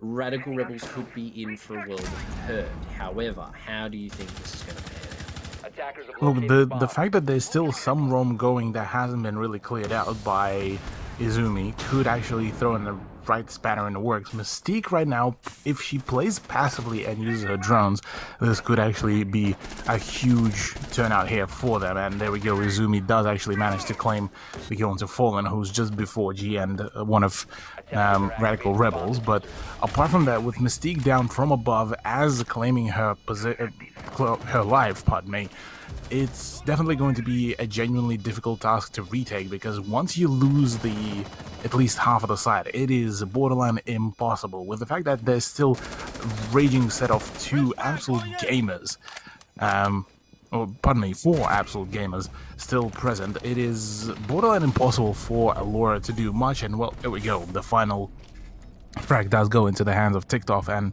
from there on, not much could have really been done. 3rd round in a row, it's look, I don't want to say anything, but I get a feeling we might be seeing a repetition of Oregon here.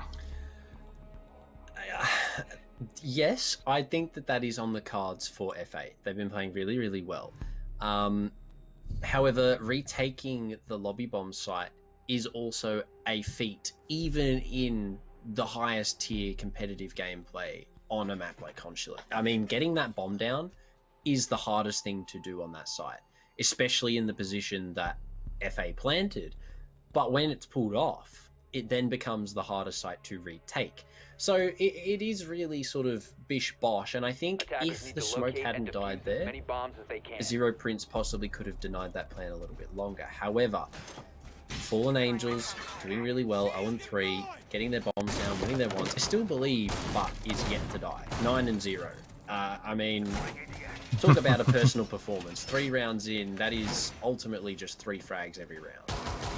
And from your Jackal player / entry, definitely what you want to be having in a matchup like this. Radical Rebels are, however, going to sort of attempt to try that top floor bomb site again.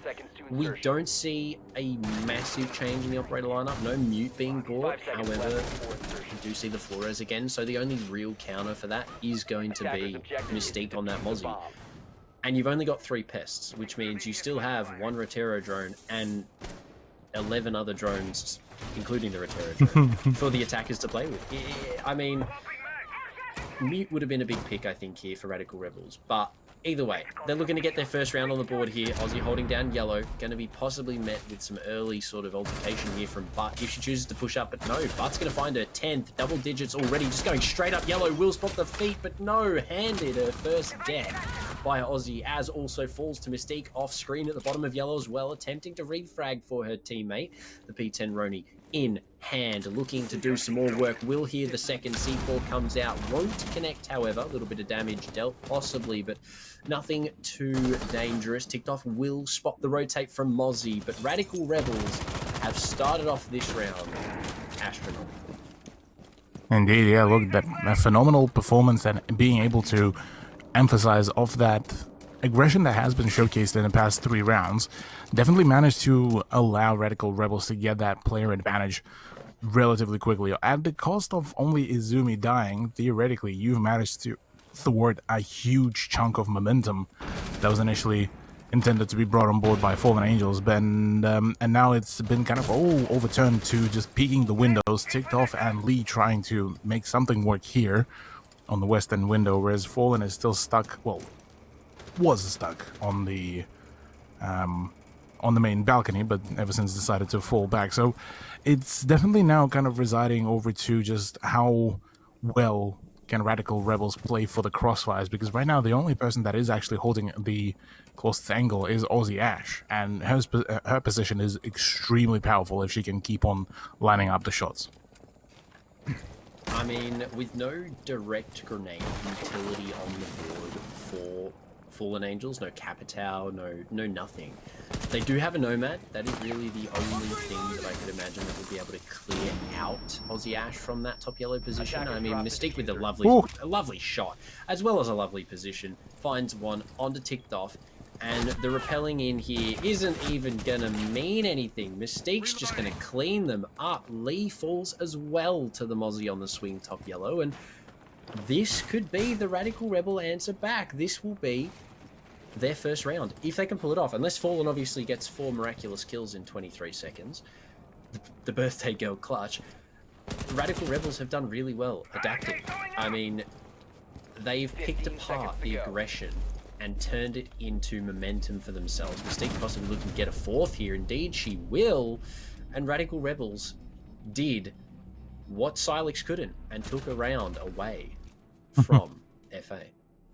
Yeah, they're finally able to do that, although after losing 3 rounds in a row, at the very least they were able to figure out the pace, at the very least they were able to figure out the momentum that Fallen Angels kept on rolling with, and finally managing to secure themselves a round does mean that at the very least they have the chance for either a comeback or even having a little bit more of a fighting chance comparative to Silex Angels. So I rate that play. I rate the fact that they just kept on playing that very passive game once they've established the player advantage, and allowing Mystique to just kind of, swing around, go for those frags while still keeping that pacing decision in their hands, allowed Radical Rebels to just continue dominating throughout that round. And if Fallen Angels will try to pull off the similar kind of aggressive round, look, they will be punished very quickly and very severely by Radical Rebels. And that is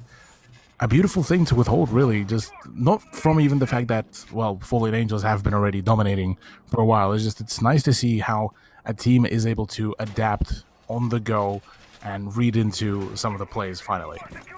I mean, Radical Rebels did really well that round. They read their book and they sort of went, yeah, this is what they're doing. Let's switch it up. Let's get Strat B out. Let's try this. And they met aggression with aggression. You know, Mystique just sort of let go of the reins, started swinging around, and what happened? She picked up 4 frags for herself, and ultimately, let's be honest, won the round for her team, just off the fact that she got aggressive when it was required. Azumi playing close, though, feeding into the hands of Az is not what you want to be starting off with if you are Radical Rebels. Fallen Angels are going to find the opener. Zero will take a little bit of damage as well, but can't quite find the buck just yet. But is going to come out on top in that early altercation inside of Circle. There's a lot of control here for Fallen Angels already, with Bathroom opened up and the hatch now by Butt. The buck single-handedly taking this middle floor by storm. The hatch, and I'd imagine the vertical to follow. Indeed, we could see a very quick execute onto site here with only a minute spent by FA clearing out that top floor and already 2 big picks in their hands. Radical Rebels really need, and here's the Rotero drone, all of it coming together for FA right now. I mean, so much utility being used, but it is all going to the right spot. Exactly, yeah, look, right now, perfect still time management here from FA, with Butt continuing those frags from above, making sure that RDC do stay in their positions. They don't move too much. They don't go for swings that essentially previously allowed them to find the frag. But right now, look, the main hope is that maybe they can win out some of the gunfights on the yellow stairs, as is not intending to allow that to happen. A few pre-fires later, we possibly could be seeing the end of Maestro, and I don't think the poor Italian operator is long for this planet, really. Okay. Doing some work. Just needs to find 4 more, and ultimately a defuse in 30 seconds, but Butt says no, and Buck very quickly ends that round with a hatch drop. The Z ping as well, all polished off for FA. A lovely shot transitioning onto the head there. We did see, I do want to highlight this, we did see there the Rotero drone coming through the bomb site into the small office and ultimately forcing Maestro out of that power position he had deep inside of office and forced him into the sights of, I believe, Az on the Zofia, correct me if I'm wrong.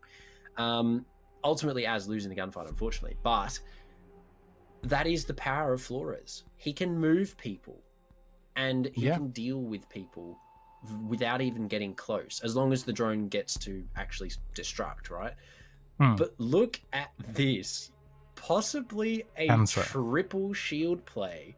Possibly a triple shield play here. With a Ying. Molly's the president, apparently. I mean, on this bomb site as well, Radical Rebels should definitely put on their big girl pants, because it is about to get scary in this bomb site. Look, yeah, I mean, if at this point Fallen Angels bust out the strat roulette, I would expect the full meme play, because funnily enough, actually RDC have a really nice lineup of operators to counter quite a fair few of those pushes. They have the Echo, they have the Elysian, they have the Smoke, so those shield players not gonna have a jolly good time at all. I'll definitely have to say that. Looking at the push though, look, I don't think the utility is going to be placed in quickly enough really here. I mean, if Lee can just dump this into the site, we can see the send here. Indeed, we will. But going first, the Yings come out from above, though. Azumi could deny the entire situation. Allura with one. Azumi with one onto Lee as well. Ticked off on 1 HP. Downed and confirmed by Allura as well. As deep in sight with Monty. Trying to find some frags, but Zero Prince finds Az. And it's a fallen attempt almost here for Fallen Angels. Fallen, the last one left alive. Funnily enough, the only one without a shield. And a very, very eventful 40 seconds there for FA. I'd imagine they're going to spend a little bit of time either talking about it or Fallen is just going to send it, one of the two. But with Diffuser deep inside of lobby, spotted out by Smoke, the position now known to RDC. Azumi with her second. Going to clean up the round there for Radical Rebels. And Fallen Angels, as you said, a little bit of P90 Rush B vibes. But I mean, it almost worked. If they'd gotten deeper. A little bit trolling out here by Fallen Angels, but all for the sake of good fun and for the good birthday wishes to Fallen Prestige. But yeah, look, overall, not much really to be said about that round, given the fact that it was very, very meme-worthy. So much social distancing. Yeah, look, Aussie Ash got it. But yeah, now overall, looking at the scoreline 4-2, still a pretty good, pretty dominant scoreline. We also seeing a Flores pick from Allura for the push on the same top floor. So curious to see how Radical Rebels will end up approaching this very site, because on the side of FA we do see a slight reiteration. We'll obviously see the introduction of the Melusi, the Ella, and then the Mew Jammers that you've been talking about as well before, to try to maybe prevent those kinds of Retero drone attacks and ultimately forcing the defenders to be flushed out of their defensive positions. 10 seconds left before The addition of the Mute for FA is good to see for them. Paired with the Mozzie could have been even better, but even still, interesting as well that Az actually chose to barricade that door just there. Not too many people usually tend to barricade off. Oh, sorry, it's the reinforcement of the wall. Looked like the barricade of the door. I was going to say, that's an interesting barricade to make, but either way, wall will be reinforced. The standard one, I take it back, guys. I'm sorry. But the Ella is an interesting pick. On the top floor, can be quite beneficial for the defenders, especially if it is placed in choke points.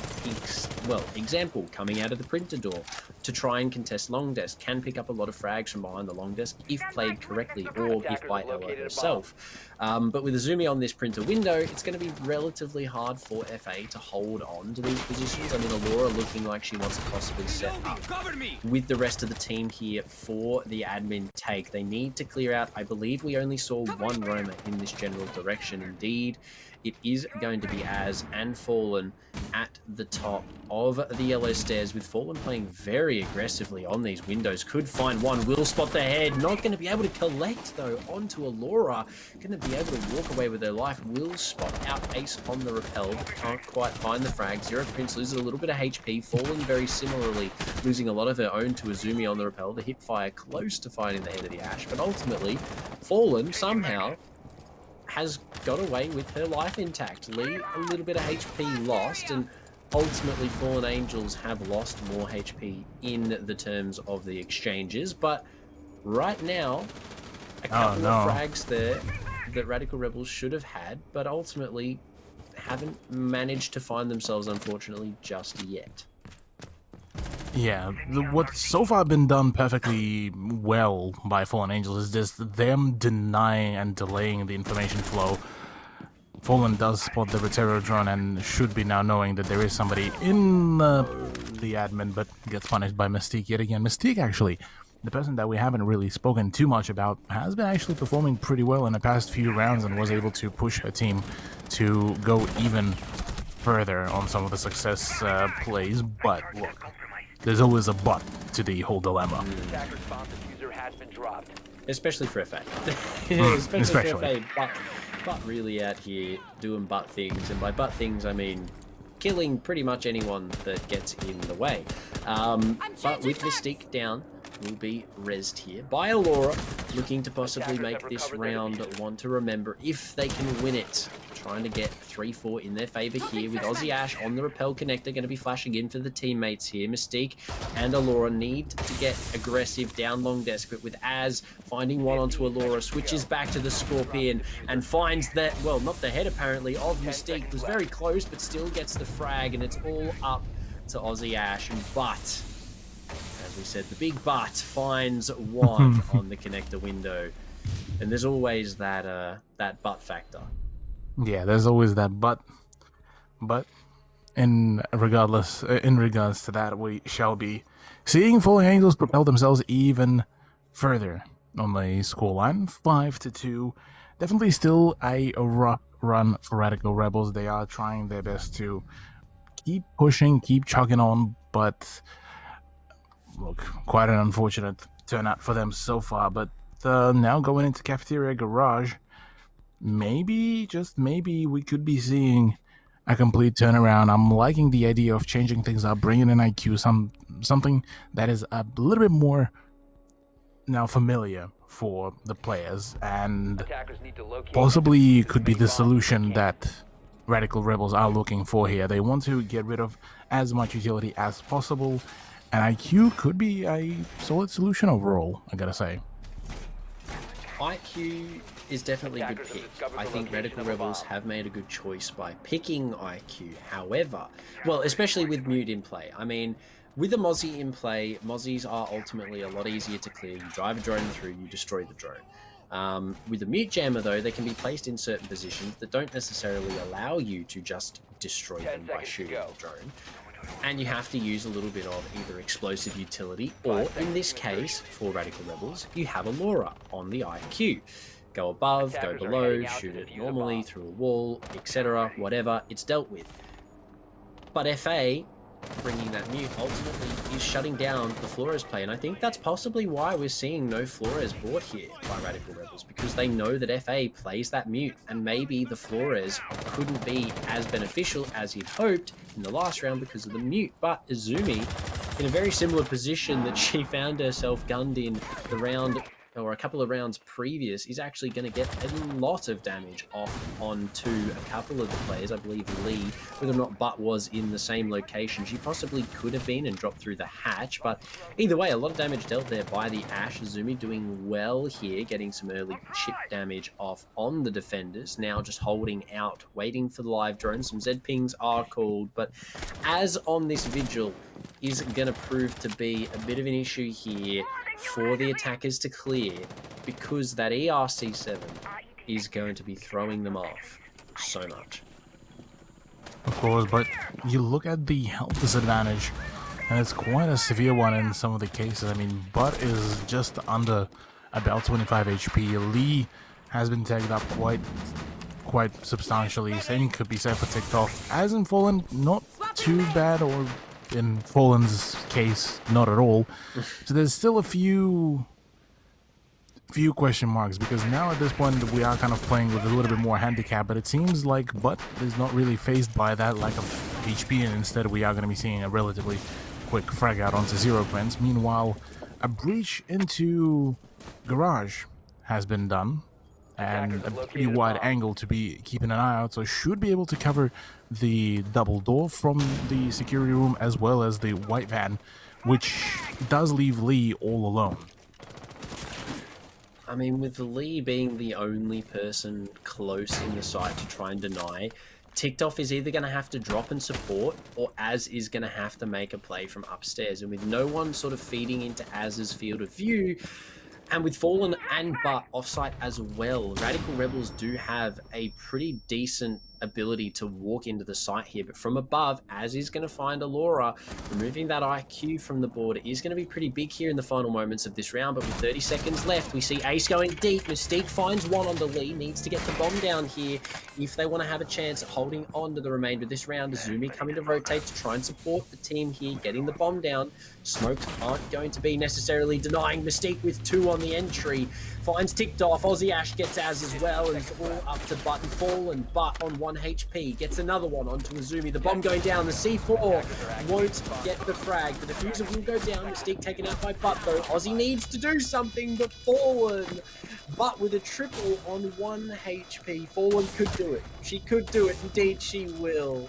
She's going to shoot it and take the defuse. The BM from teammates there. F5. That is an instant F5. And FA. Another round on the board. There we go. A match point for FA as well. Out of a round that looked a little bit concerning, to say the very least, at the very beginning, with the lack of HP, with the way how scarce the positioning was of Fallen Angels' defense, but they managed to make a very clean retake overall, considering the fact that Mystique actually popped off quite cleanly during the mid part of the round, and getting the frags in, getting the push in, and getting the plant in, but unfortunately after that couldn't really hold on to the plant for too long, and well, the rest is history pretty much. A 6-2 scoreline, possibly the final round, and it is going to be a lobby and press room hold, which usually one would say probably is considered to be a little bit more of a tertiary side, or a side that you would usually kind of quote-unquote give away to the attackers. I mean, FA have shown that even on sites that aren't necessarily comfortable, they still pull off feats that necessarily should not be pulled off. That round there definitely looked like a Radical Rebels round, with Mystique doing as well as she did. I mean, ultimately, the underlying reason that that round was so close is because Mystique played so well. She got in, she got those openers, she really put the frags on the board that Radical needed, but just wasn't having it. Straight in, picked up 2 of her own, you know, and then supported by the teammate, Fallen on the Malusi. Super well played by FA. I mean, you cannot fault them on that round. They did really well. Az has taken a little bit of damage here, though, in the preparation of the bomb site. Somehow, from someone, we're not going to point any fingers, but Az is a little bit scratched up there. Maybe a stray shotgun pellet or impact has done that. But with Zero Prince now droning in to the console office, we'll start to spot out some of the utility placed strategically, might I add, upstairs by the FA girls. With the castles here supporting the top floor roam. Only Butt and Fallen, though, on the top floor. Ultimately, 2 of the more frag-heavy players for Fallen Angels. But with the repels here from Radical Rebels, we could see a lot of damage dealt to people inside of the bomb site that aren't paying attention to the windows. And that is essentially what Consulate is. Peek the windows, get free kills. But right now, Fallen Angels aren't exactly feeding into that mentality. Not at all, yeah. Look, they are playing a relatively clean game, although Allura, the moment she punches the window, could have gotten a frag onto Bud, but that is not going to be the butt factor. The case. The butt factor. The butt factor does say, though, that Bud will go for a run out, though, and that is exactly what will happen. And look, from there on, it's just all kind of looking like it's about to start falling apart. Az wants to join in on the whole fun, but Butt says no. Although, we do finally see the Jaeger frag out, and it's all starting to fall apart, only up to Aussie Ash and Izumi on the last round for them to try. I mean, as much as I hate to say it, Lee's now outside. As much as I hate to say it, it's not looking too good for Radical Rebels. Don't get me wrong. There is still the option for them to frag out here, starting things off very well, might I add. Lee getting a little bit too friendly outside, and Azumi will punish her. But look at Butt, 20-3 in, what, 9 rounds? Az finally takes out Aussie Ash. I mean, a lot of her HP traded, but still a frag is a frag, especially in the favor of FA here. And it's all up to Azumi in a 1v4. 2 nades, and she's playing Yana, a lot of information, but with only 40 seconds, that's not too much time left for her to find 4 big kills. With 1 on low HP, Az obviously not looking too good for wear, needs to find 3 full H players. Only 25 seconds now for Azumi left to play with. Cannot be messing around at long desk for as long as she is going to push into connector, but doesn't necessarily hear. Will get shot in the back, doesn't even know where the shots came from. Will spot out Azumi, however, though. A little bit more damage dealt to Butt, but ultimately no kill just yet. Ticked off, will team kill Az, but whiffing the shots, the super shorty in hand, going for the final, and she'll find it. The absolute BM, the Oh super my. shorty in hand. Come and have a go if you think you're hard enough, and Butt's going to end it with 21, I believe, massive kills for FA. That is what I would call dominance. Jeez, yeah, look. That's one way to really close it out. 21-3, and then asked to follow suit with a 10-4. Lee didn't actually get a single frag that whole game and still Didn't ended need up to to. cop an L. To cop an dub, pardon me. The L that was copped was only by Radical Rebels. And yeah, look, there was really no necessity there at all to really go frag out if your two teammates are the ones that just absolutely go hard. Look, might as well just enjoy the carry at this point. But congrats to Fallen Angels, and a very unfortunate turnout for Radical Rebels. Obviously, they've given their best. They've shown us some pretty solid executions, but unfortunately, at the end of the day, it was one unstoppable force with the name Bud. I mean, the butt factor, The Bud factor, yeah. it came in huge in that game. Butt was really doing work for her team. And I mean, I immediately, first of all, have to tip my hat to Radical Rebels. 2 rounds was better than we saw in the previous game. They managed to take some rounds away, and they definitely did really well. They were really close on getting more than those 2 rounds. So I do have to congratulate them on that fact. They did play very, very well. They read Fallen Angels a lot better than I think Silex managed to in that first game. But on a map like Consulate, anything could have happened there. It is not a map we see usually. It is one of those more off picks. It's not a meta choice. They did really well. I have to put that out there. So congratulations to them as well. Unfortunately, taking the loss, but they did do really well. FA ultimately walking away with the victory. The butt factor, I mean, can't really beat it. Yeah, look, honestly, Button definitely popped off today. Same could be said for Az as well. She had a absolutely phenomenal game during game 1. Game 2, she also managed to show herself off with some very flashy kills here and there. But yeah, look, it seems like today Fallen Angels are unstoppable, and they will be able to claim themselves a nice, solid set of points, which does bring us to the updates for the scores for today. Let's quickly refresh ourselves on the scores. So B stream, like we were just told by the production, is still going. Rens versus Viking Army just battling it out very fiercely. But look at all of the scorelines. Like, apart from Rens versus Grumpy Grapes, all of them are 7-0s, 2-7s, or 7-3s or 7-2s, really. So it's been very kind of dominant day for quite a few teams, and that is Skyfire, that is Fallen Angels, that is Quacked, all looking very solid.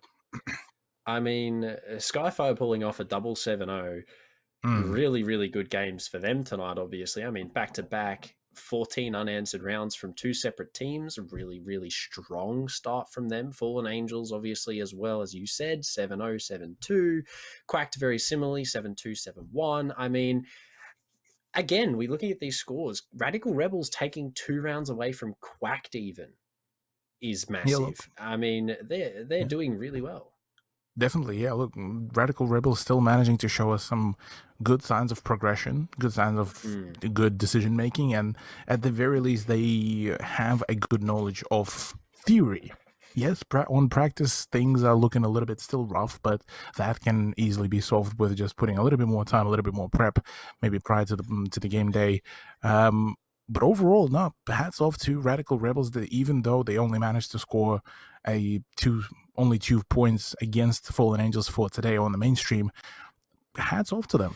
They've gave us their best. They managed to show us some really good plays. Hats off to Mystique.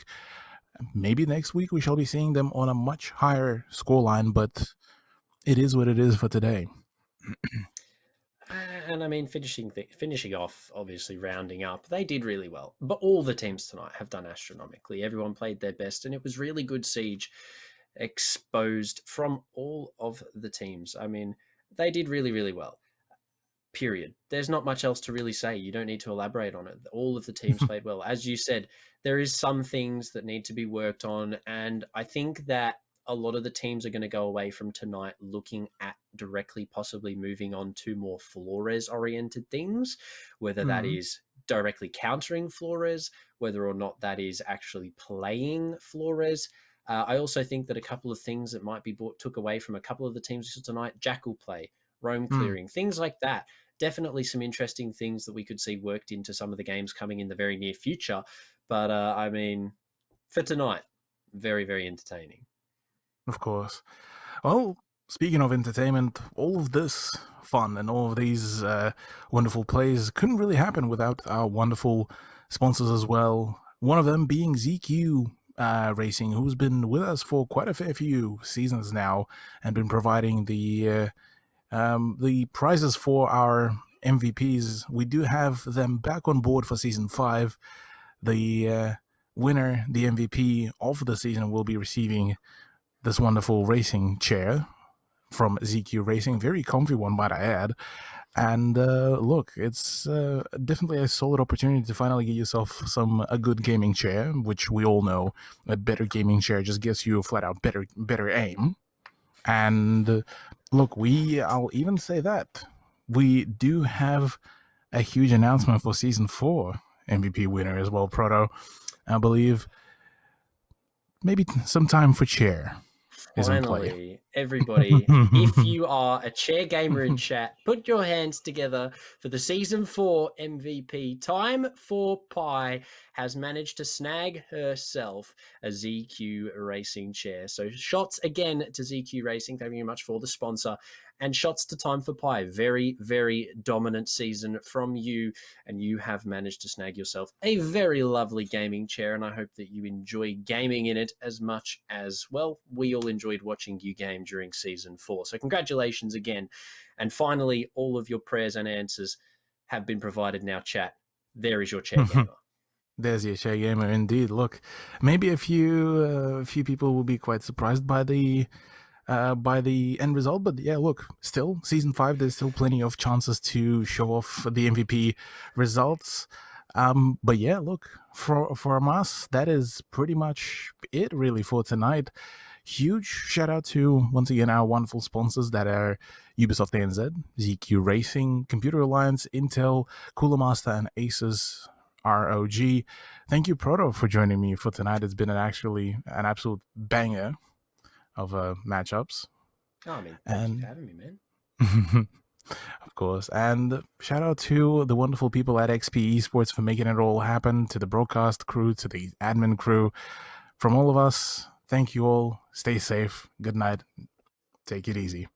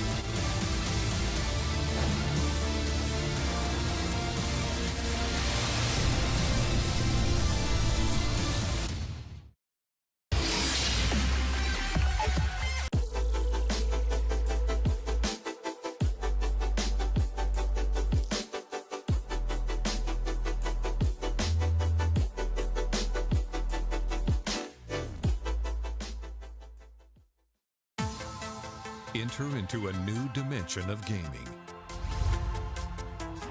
and unlock your gaming experience. Powerful and portable, with uncompromised graphics performance. The way you play will never be the same.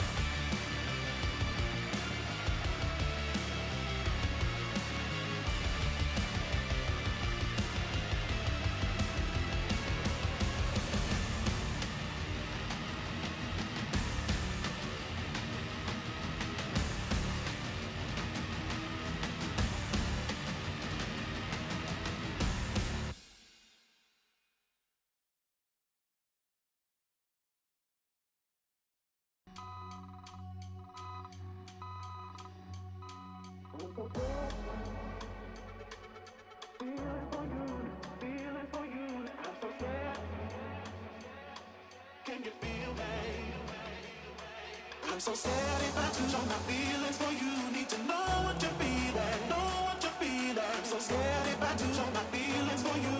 Can you feel me?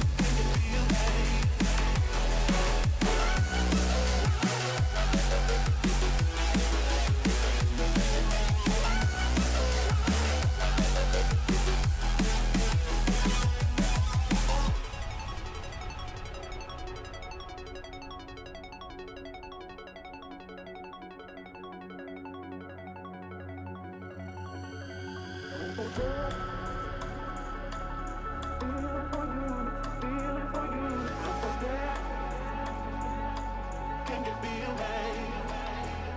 I'm so scared if I do